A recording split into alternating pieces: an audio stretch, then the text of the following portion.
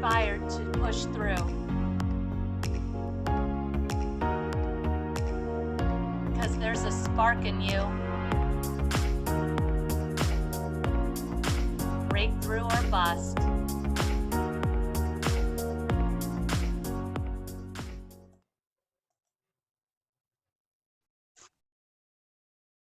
Hello. Welcome back to Breakthrough or Bust. And I have a very unique person here with me today that I'm so excited to dig into her story. But her name is Lee Atherton. And Lee, why don't you tell us a little bit about yourself? Hello, and thank you. It's an honor to be here today. I am founder and coach at Coach Rev at the Crossroads. And that Coach Rev came from being a life coach and a reverend, right? Two different parts of my world. The reverend hat being as a hospice chaplain. I always kept those two things very different till about 7 or 8 years ago when I found a coaching program that brought the two of them together. And so now my work is coaching and serving people who are nearing the end of their life, encouraging people to live their dying. You know, so often we get that, I shouldn't say we, people get a terminal diagnosis and it ends there. Yeah. In a lot of ways. But there's so much left to live. How can we make the best of that time? It's just another transformation. Right. And I'm putting you on the spot a little bit because it just occurred to me after we hit record. So that's okay. Bear with me, everyone. But I know when you and I met, you gave me an example of somebody that you had worked with and just a little bit. Would you mind sharing that? Because I feel like that just says it, you know? Yeah, I would love to share that story. So this is while I was working in hospice. And we had a young man come on to our services. When I say young, he was early 40s. On Christmas Day, he had had a wonderful Christmas, right? Laughter, cheerfulness, feeling on top of the world, just having a great day with friends and family. He went into the hospital on New Year's Eve day, into the ER with incredible back pain. He said it was excruciating, the worst pain he'd ever experienced. And by the end of New Year's Day, he had been diagnosed with stage 4 bone cancer. Not much time left to live. And he went on hospice services shortly after that. So here was a guy who 40 something years old, that's an incredible shock. Right? To feel like your life is going along great, and then all of a sudden, bam. Yeah. When I met him was after he had come on our hospice services, and that was around February-ish. And in my conversations with him, I learned that he had 2 young adult children, one who hadn't graduated from his teens yet, and the other one in her very early 20s. That he had been estranged from for years. It was a heartbreaking story, but he said that one of the things he would love to be able to do before he died was reconnect with them and apologize. A couple of other things that came up in our conversations. There was an author that he just was in love with. Every time he mentioned this author, he just grinned ear to ear. And it had been a favorite author since he was a boy. The third thing, when we talked about what do you want to accomplish in the time that you have left, he said, I just want to go on one more fishing trip. So by the time his end came in around May, we had found and reconnected him with his children. And I helped facilitate that final conversation where the 3 of them were able to say to each other, I forgive you and I love you. And that really helped him die with peace and helped his children feel completed in that regard. I really thought the second time hearing it, I would have less tears, but no. Please keep going. Yep. I was able to track down the author that he loved so much, and I don't even remember who it was, but this author was so incredibly gracious that he made a point, cleared up his calendar, and made a point to come see this person and bring him some autographed books and just give this man a chance to meet someone who had made such a difference in his life. And I'll never forget the look on his face. He was in a long-term care facility because there was no one to take care of him. And I walked in his room and I said, "Hey, how you doing today?" We chatted for a couple of minutes. I said, "I have someone who wanted to meet you. Mind if someone comes in?" No, he didn't mind. In walked the author, and I wish I could have captured the look on his face. It was just awesome. Awesome. And then shortly before he died, we were able to put everything into place, including an ambulance and a nurse and all that, so that he could go on his last fishing trip with a couple of his dear buddies. Oh, that's so fantastic.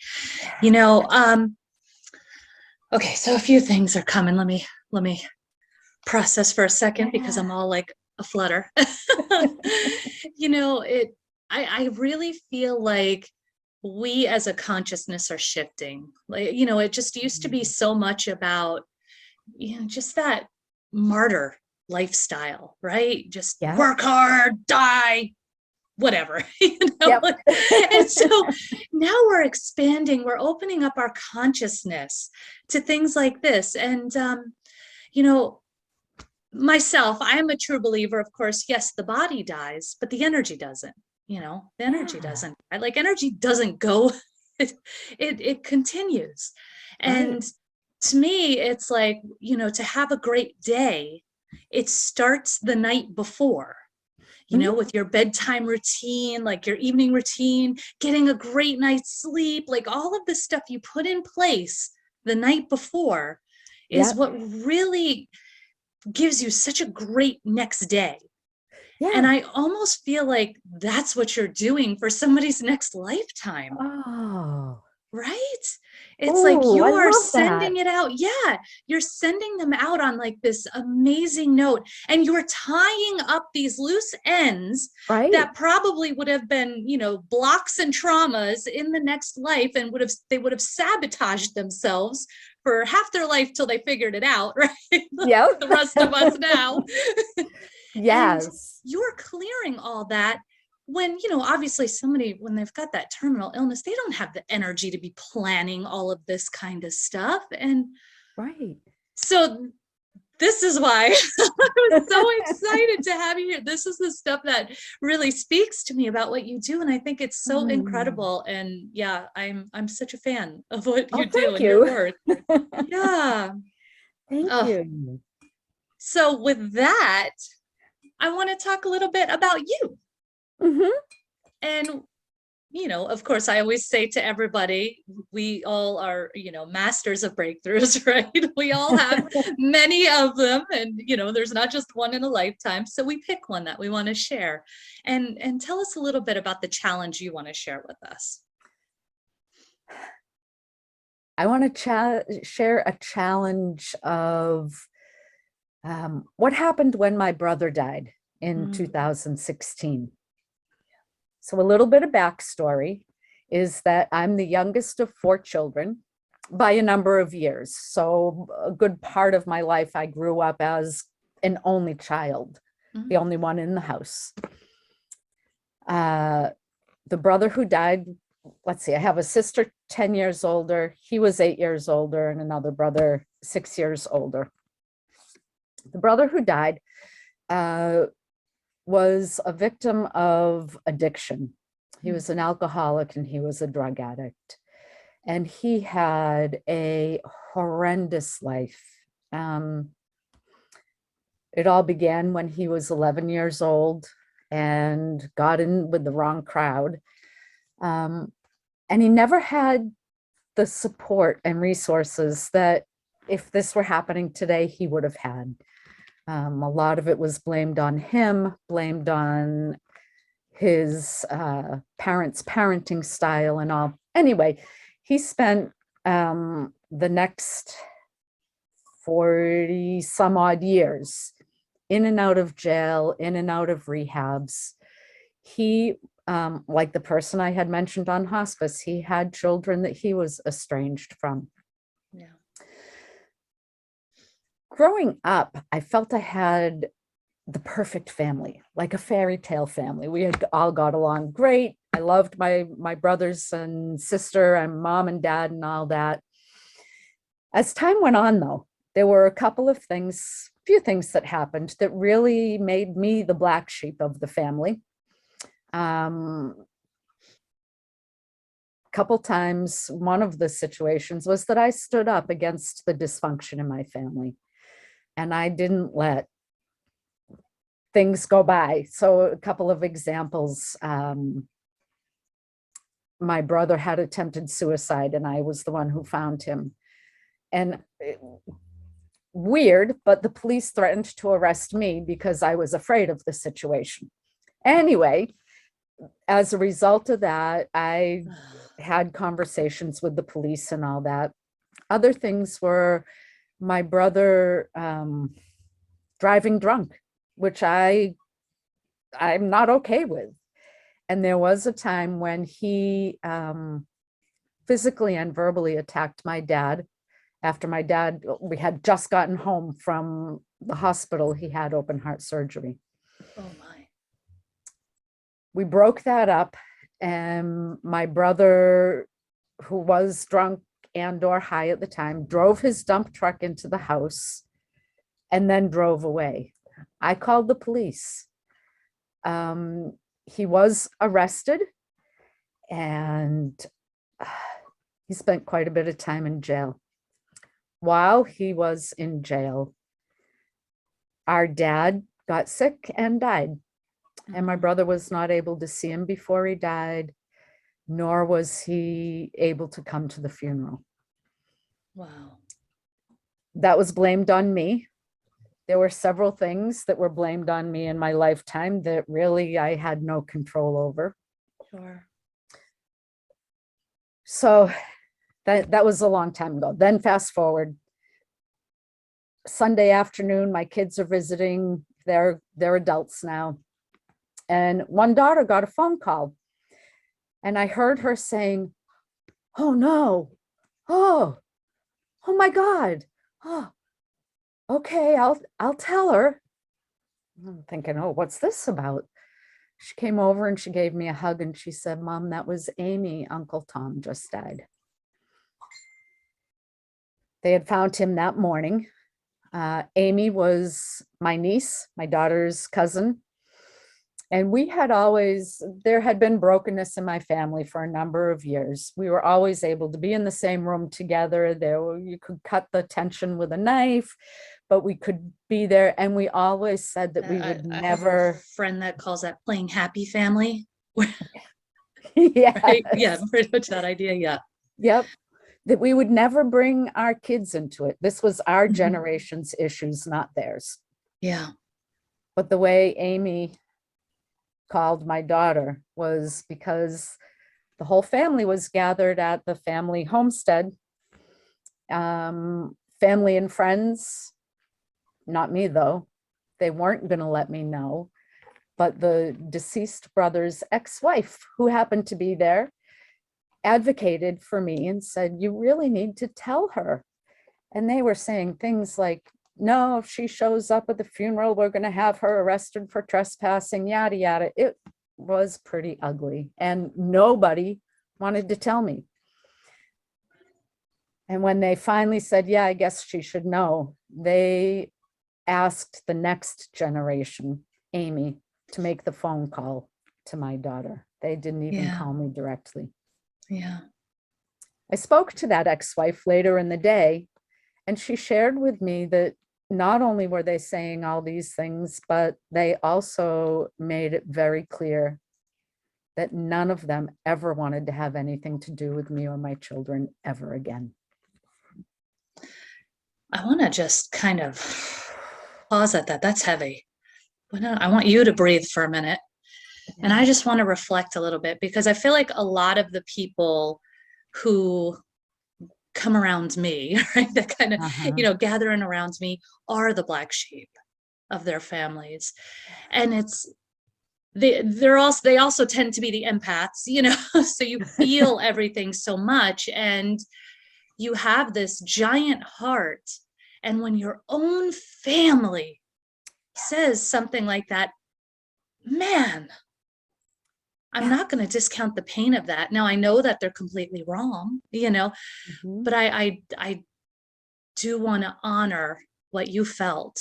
And I know it, and I know so many others who have too. And, there is that person that comes along and the whole family doesn't like them, but they're the ones who are there to heal all of the crap and toxicity of the family. Somebody, I gave it my shot, that's for sure. yeah, And well, you're right, it was and as you continue to clear it for yourself, you are clearing it for them, whether you see the benefits or not. It is clearing for the lineage.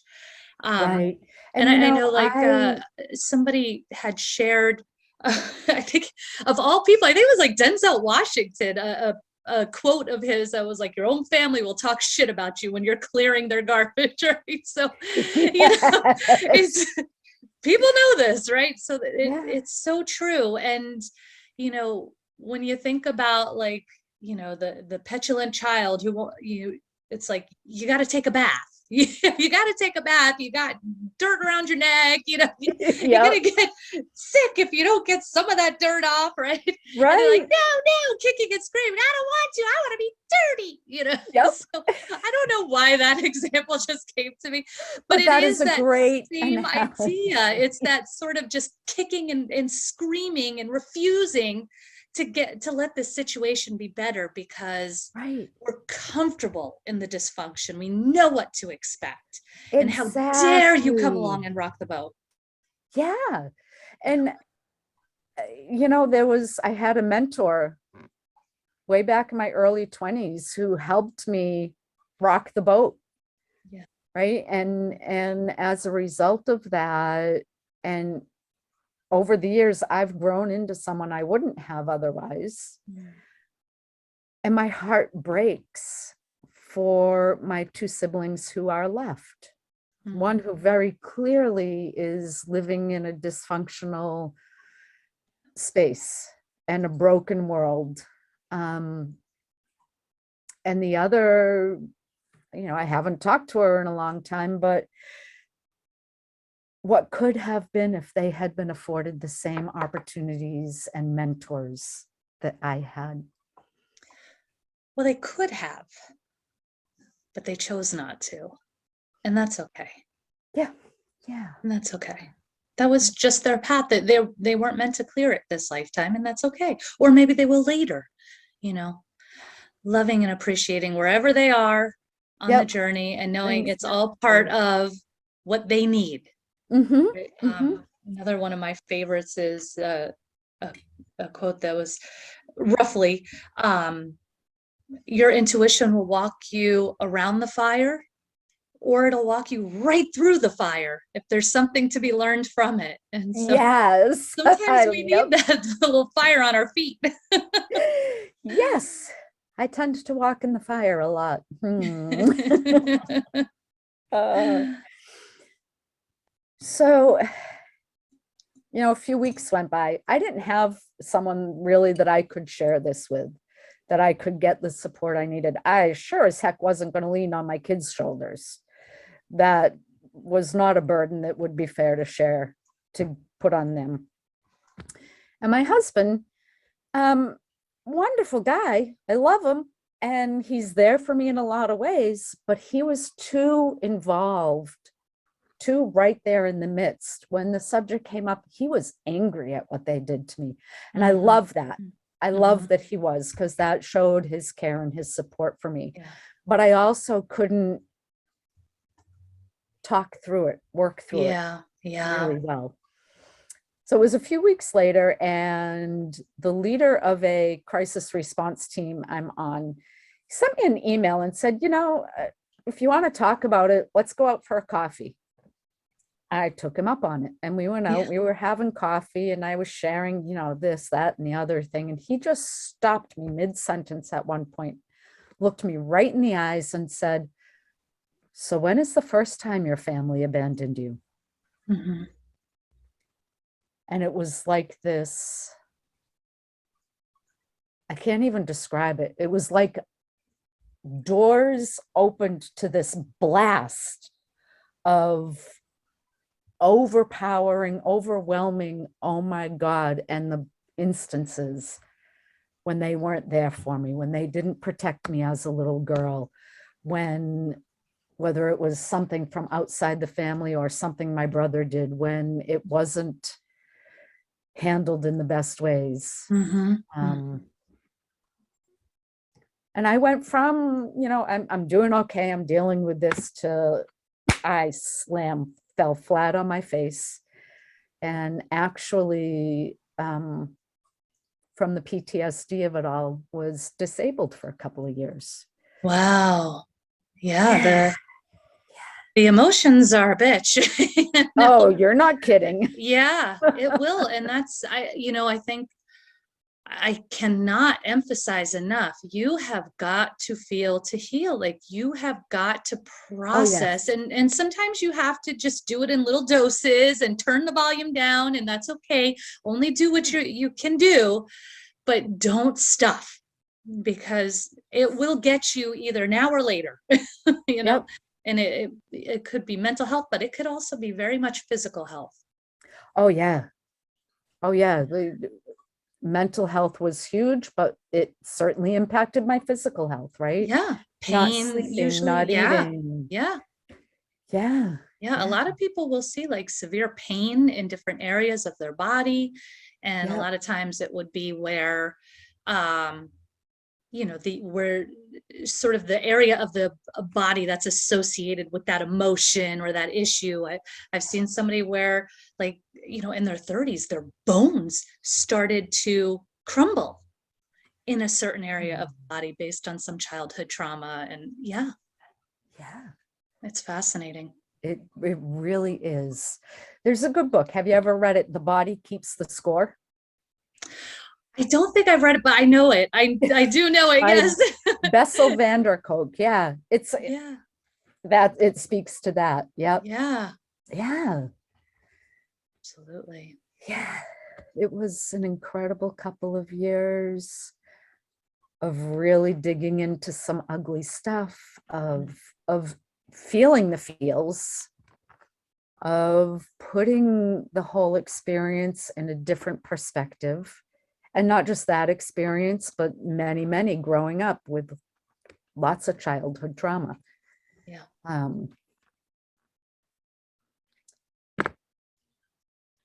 When I was 3, if I've done the math correctly, I was about 3 years old.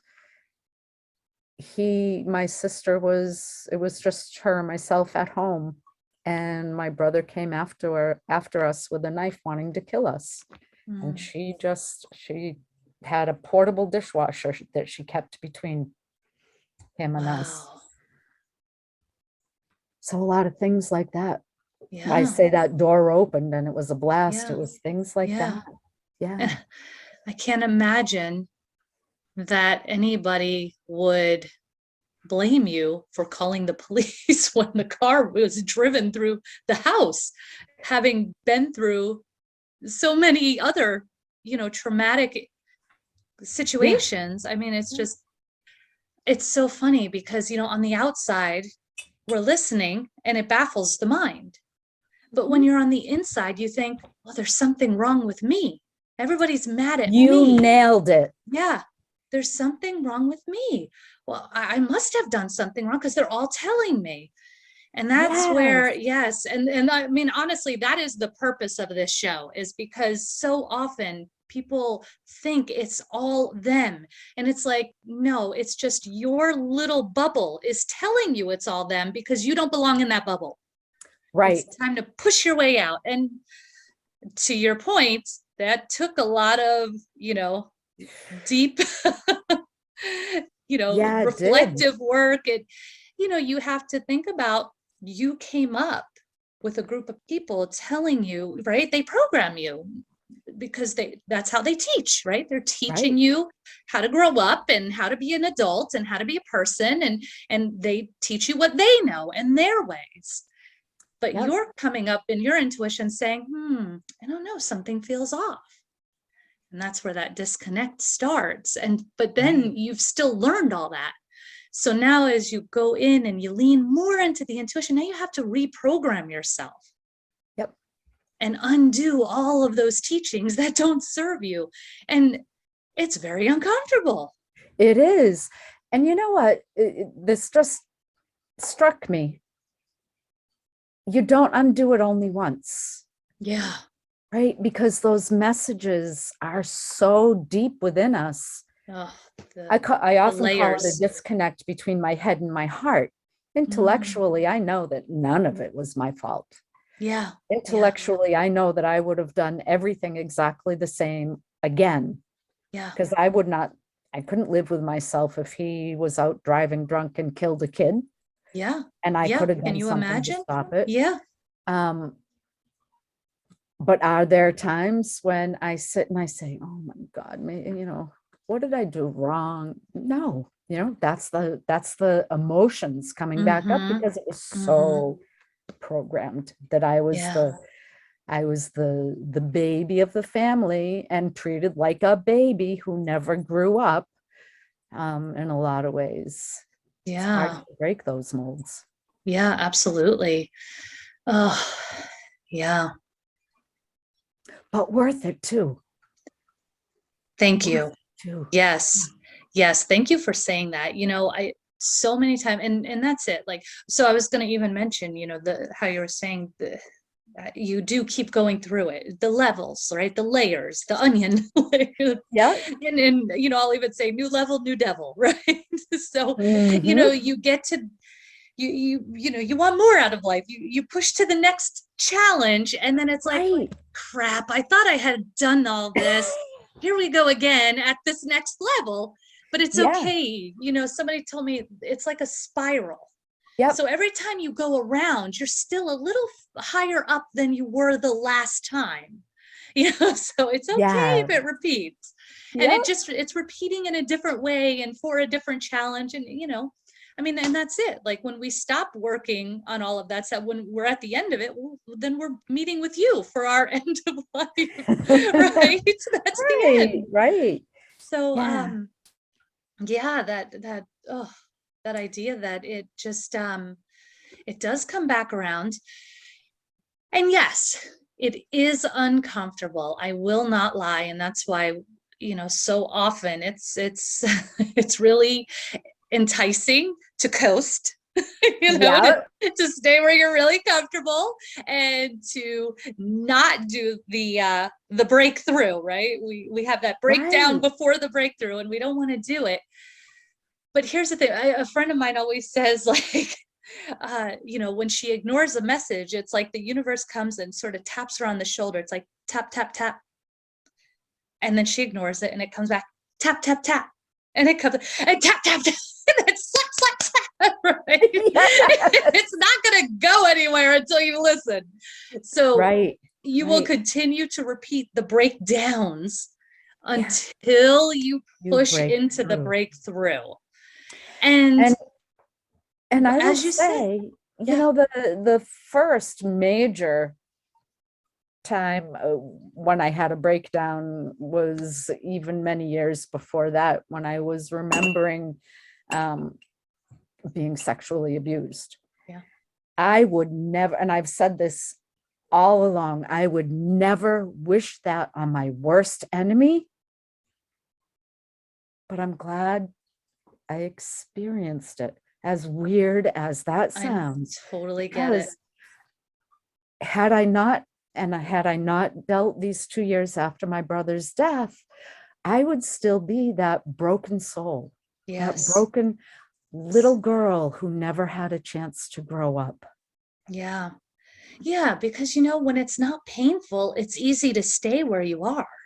Mhm. And actually, the person who I talked to in the last episode of the show, she actually spoke to the fact that she was comfortable in a situation, but just kept feeling called to move into the next version of herself. And I mean, so it took her a really long time. And, but, you have to admire that, because most of us do it to avoid pain. Like, this really Right. stinks. I'm out of here. And even the pain of the situation we're in, or a person is in, think of domestic violence, domestic abuse. What a ugly situation to be in. Yeah. And painful, but the thought of something new that's unfamiliar, that we don't know how to do, is more painful. Sure. Especially when you think of domestic abuse, because whether it be physical or emotional, oftentimes financial abuse is in the equation as well. And so, you're going from a situation where you would probably be going with the shirt on your back and no resources. And if there's children in the mix or anything like that, that's terrifying. Takes a heck of a lot of courage. And oftentimes, like in your case, you were sort of isolated. You're kind of like your own little island out there. And, again, that's sort of my desire with this, is to kind of bring all the islands together, it's not just you, my love. It's like, there's so many of us that have felt this, who have experienced these feelings, whether the situation is a little different or not. We know that feeling. And again, there's nothing wrong with you. That's right. Yeah.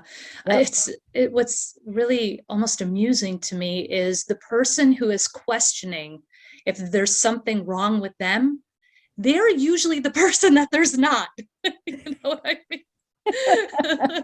So if you are feeling that right now, have some faith that more than likely it is not you. Right. Yeah. So what are some of the things that pulled you back out? I know you got to the point of being, so disabled.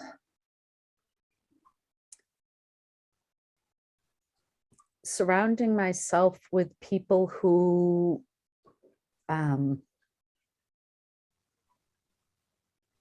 valued me. Yeah. One of the I was outpatient at a facility in Massachusetts for first responders who have gone through traumatic events, are suffering PTSD and such. Yeah.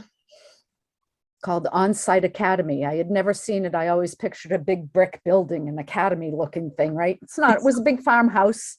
Oh, with donkeys, dogs. fun. And my counselor, Hayden, almost every time I saw him, which was every week for a couple of years,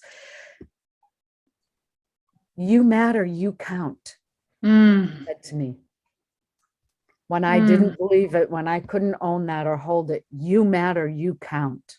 Yeah. I said that over and over again. When we're in the midst of that brokenness, we need someone to tell us that we are important too. Yeah. And that was a huge lifeline for me. My favorite quote: "It's only when there's chaos within that you can give birth to a shining star." That was another piece I held on to. I love that. And getting a service dog. Oh, that's a great idea. Yeah. Yeah. My husband was an incredible support. His love and his care for me never wavered, and he just accepted where I was. And so that's beautiful. Yeah. Surrounding yourself with people who their message is that you are a valuable person. Yeah. So many people, their mentality is, all right, get over it, like just move Yeah. on, or just, and they try to push you. I mean, we were on, I think the airport tram one day, and this woman is talking to, you can't help but overhear stuff, but she's Right. talking about somebody she knows who's going, who's extremely depressed, like debilitating depressed, and how annoying it is for her. I'm just like, That, I so guess, would be someone who never has been there. exactly. So yeah, creating your own soul family, the people who value you, because you know what? I don't care how much of a train wreck you think you are, the people around you should still value you, Mhm, right?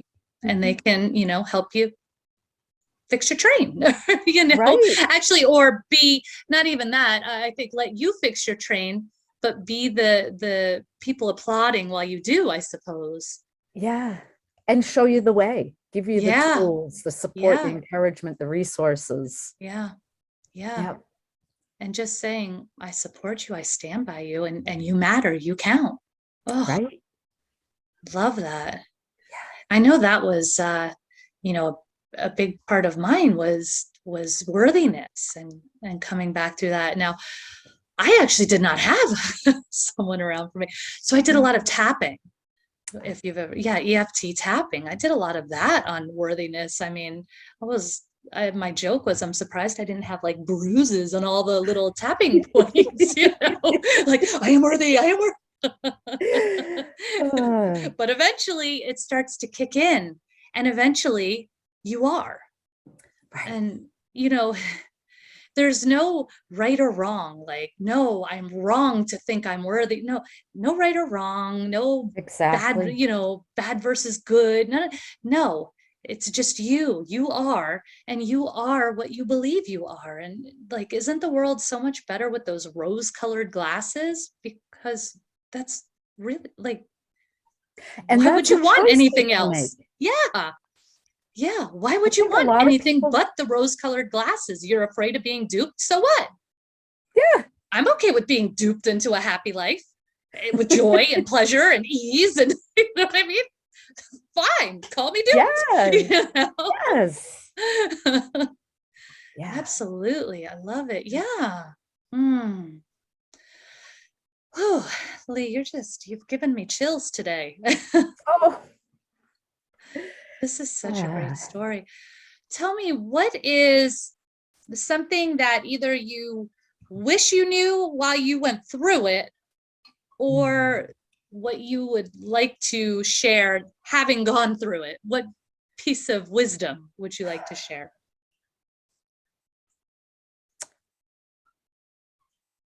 Don't give up, Mm, no matter how hard it is. Even if you're not giving up, is saying, I'm going to make it one more hour. And then yes, after 60 minutes, saying, I'm going to make it one more hour. I love this. Yes, yes, this is such great advice. Oh, Mhm. yeah. Mhm. And truly, honestly, when you're doing that, you're a step ahead of everyone, because, the past is done, the future's not here yet. All you have is this moment. Yep. So let's Yep. let's indulge in it. Let's relish it. Right. Yeah. Right. Not always easy to indulge in the moment and relish the moment. No. No, Yeah. sometimes it means just, finding a way to take a few breaths, or taking a Yes, nap, or, that's an indulgence sometimes, right? it You have is. to, yeah, you have to acknowledge what your indulgences are. Like some days the indulgence is, oh my gosh, I got out for a walk, like in this crazy schedule of my day. And other days it's, I like took most of the day off, and had a great day with the family. So, every day is going to bring something new. But yeah, if Right. you can just take it moment to moment, hour to hour, day by day. Eventually, those 60-minute blocks of time become 90 minutes, Yes. become a Yes. few hours. And before you Yeah. know it, Yeah. you're walking literally or figuratively Yeah. in some sunshine. Yeah. Yeah. yeah, you don't have to push off the rewards is, I think, something I like to say a lot. You don't need to wait to finish your dinner in order to have dessert. You know? Life is too short. Yeah, exactly. Just go ahead and have your, metaphorical desserts all over the place. Right. And again, whatever that means to you, if that means getting through brushing your hair today, you know, And that is fine. that's it. That's it. Be Oh, kind to yourself, be gentle with yourself, and give mm-hmm. yourself permission. And that's actually very timely right now. That is that sort of energy of this season. We're leaving winter, we've just moved into spring, and that's that big part of it. We're opening ourselves up to sprout to those new beginnings, but we must release the past with love and with forgiveness, and showing that just unconditional love for ourselves. Anything you've done in the past was part of your learning curve, and it's Right. okay. It's okay. Yeah. Absolutely. And what other people think of you is none of your business. So very true. Yes.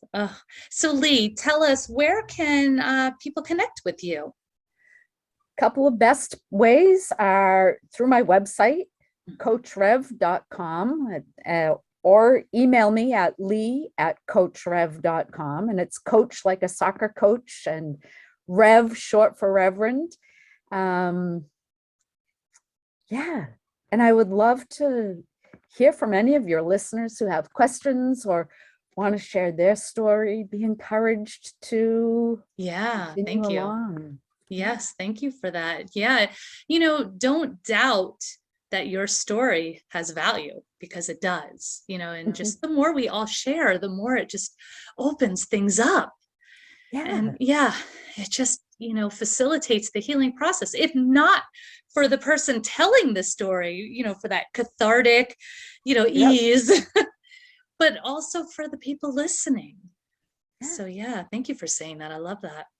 You're welcome. And yeah, I am so happy. Well, I'm so happy that we were introduced, that we've met. I love Me what you do so too. much. I hope that people will keep you in mind, and the beautiful work that you do. And it's just so funny, because I truly feel like you ended up in this place because of the things, obviously, that's always how it goes. But here you are, like, you are really just helping people heal all of those traumas of the lifetime that, you know, the power of people's stubbornness is so impressive to me. Like, sometimes they will just hold on to something, and just to hold their position of I'm right. Again, there is no right or wrong, right? Sometimes even when they realize they're not right. Exactly. Well, that's it. Yes. Because if I waver now, then they're going to know I know I'm not right, Yeah. But in those final moments, sometimes they say, oh, crud, it's not worth it. Let me mend, let me heal, let me fix. And that's where you're coming and allowing them to do that. And I'm so hoping that your family will end up taking that opportunity, whether with you or with someone, but that would be amazing. Yeah. Wouldn't it be? Yeah. Yeah. Oh, Yeah. And thank you for everything you do. I mean, well, thank you. the support you are offering so many people by hosting this podcast and getting stories out there, I think is tremendous. Well, thank you so much. I really appreciate that. Yeah. Welcome. You're welcome. Well, thank you, Lee, so much again for being here. And thank you for listening. I want to remind you to like, subscribe, comment, or, share your insights, and share this with someone who you think it might help, because, stories are powerful. Mhm. Yeah, I think it's so much more powerful than being, lectured to. Yeah. So yeah, right. So share the stories. And I just want to remind you to keep pushing through, because there's a spark in you. All right. That's right. Bye for now, everyone. Bye.